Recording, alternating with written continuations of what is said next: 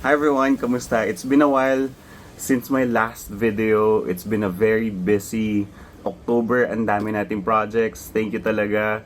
Napakaganda ng mga updates sa business and medyo nag-focus muna tayo for the past few months.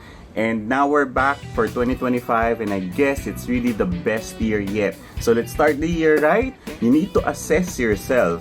Paano mo nga ba malalaman kung ready na nga ba kayo for business, no? So, laging content ng aking mga videos ay mag-start na tayo at mag-start na tayo ng business natin. And I'm very grateful sa sarili ko kasi I started with my business years back and talagang naramdaman ko, yung mga benefits nga naman ng pagkakaroon ng sarili kong business, especially nung nagkakaroon na ako ng chance na magkaroon rin ng mga magandang clients, mga malalaking clients, and especially isa sa mga gandang performance ng business yung pagkakaroon ng mga maganda at malalaking clients. I was able to be exposed sa mga owners mismo, nagkaroon ako ng magandang deals, and I'm very grateful talaga. Ang dami kong learnings for the past year. Ngayon, sa video na to, guys, I will share to you isa sa mga unang tinatanong ko sa mga gustong magkaroon ng business is, kailan mo nga ba malalaman kung ready ka na, Kung ready na tayo magkaroon ng sarili nating business. So I hope in this video magkaroon kayo ng mga insights kung ano nga ba yung pwede ninyong tignan sa sarili ninyo. So assess yourself kung talagang ready na kayo, So I hope samahan nyo ako sa video na to.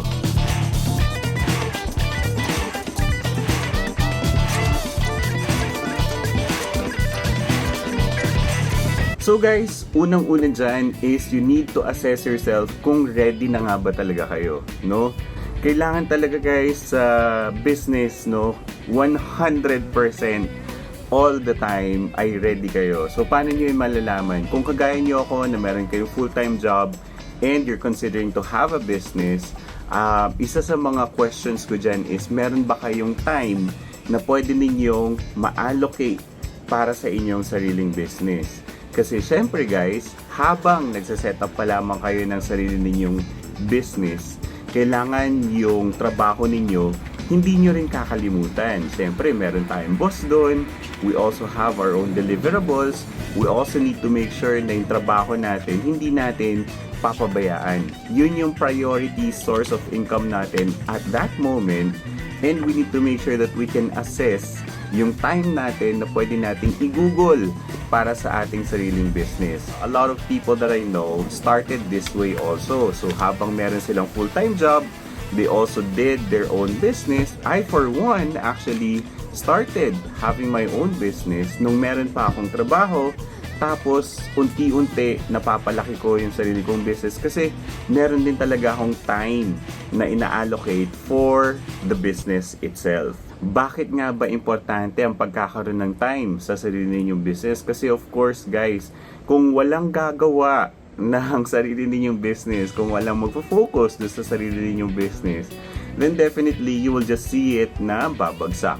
Ito yung mga classic example ng magtatayo ka, isipin mo magre-rent ka lang ng tao, iisipin mo sila yung magbabantay, and then you will get all the benefits, kikita ka na lang. Hindi ganon guys, mahirap yan. So you need to understand na kailangan ninyong mag-ukol ng time doon. When we started yung pet shop namin before, yun yung akala ko. Tapos kailangan ko talaga mag-dedicate ng time, hindi lang weekends, So kailangan puntahan ko rin siya during weekdays, kailangan may tawag, kailangan may mga check-in sa mga employees mo. Kung ganong klaseng business model yung tinitingnan ninyo. Kung hindi naman, kung kayo mismo yung gumagawa ng products, then definitely that will require time as well from you. So marami dito yung mga mag-start ng cooking business nila, gagawa sila ng mga cake siguro, yan, gusto nilang gumawa ng food cart, ganyan, or coffee shop. Then definitely those things, mas maganda na kayo mismo yung alam ng product, kung paano niyo ginagawa yung products ninyo. Kailangan ninyo ma-source out yung mga suppliers ninyo, kung alin yung mas mura, alin yung mas okay, and you need to talk to your customers as well. So kailangan ninyo makilala kung sino yung customer ninyo. Aside from the time is of course yung funds ninyo. So guys, isa ito sa talagang kailangan tignan kapag mag-start kayo ng sarili ninyong business, yung funds. Kasi, let's be real. Kailangan ninyong matignan yung funds ninyo. Ano yung funds? So, aside from the fact na kailangan ninyo ng puhunan, you also need to make sure na kailangan ninyong masustain yung funds ninyo. So, kung meron kayong trabaho, then definitely that is also nice kasi continuous yung primary source of income ninyo. Pero kung hindi, wala kayong other source of income, magre-rely kayo doon sa business ninyo, you have to make sure na meron kayong puhunan to sustain yung business na yan. Kung gaano katagal, projections, cost ng equipment ninyo, cost ng pwesto siguro, and cost of goods kung paano ninyo ginagawa yung goods na yan. So, you need to make sure guys na yung funds is available for you. And you need to make sure guys na at least maybe good 2 years it's already safe, no? 6 months is a bit too short kasi usually ang mga renta sa space mga 1 year eh. Dapat 1 year meron kayong ample funds para dun sa space alone for rent. Yung benta nyo today is not something na kukuhaan ninyo ng pera tomorrow. Usually sa mga sumisweldo sa atin, kung nakuha natin yung sweldo natin, parang bukas wala na, naubos na. Kasi meron na tayong ginastos, bumili ng pagkain, grocery, and whatever we need. Then sa business, hindi siya ganon unfortunately.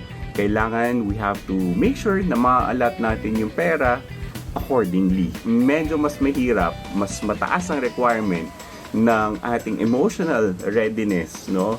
Para sa business natin and also yung finances. So, kung medyo challenge pa kayo dyan, kailangan matanong nyo muna yung sarili ninyo, paano ko ba mina-manage yung personal finances ko?